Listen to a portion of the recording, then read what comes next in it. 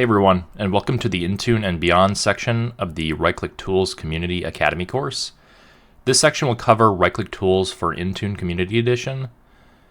In that little Beyond portion, we're going to talk about where we can use the right-click tools outside of the Intune Admin Center as well within our browser.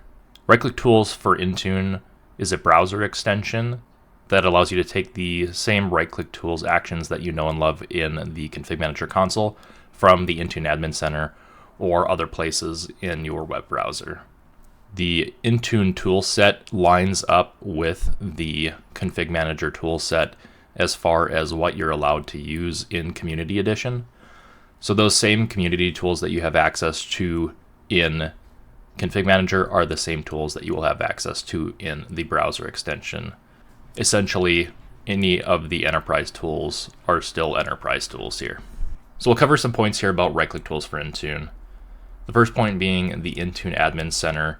The Intune Admin Center is going to be the main place where you can find and use the right-click tools actions.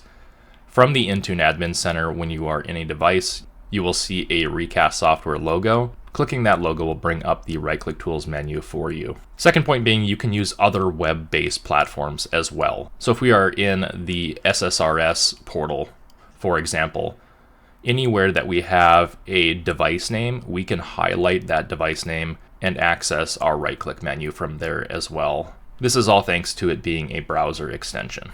Tool availability, as I mentioned before, what you have access to in Config Manager with the community license is what you'll have access to here with the community license as well. Final point being, this is an early build of right-click tools for Intune. We're still working on bringing full tool functionality.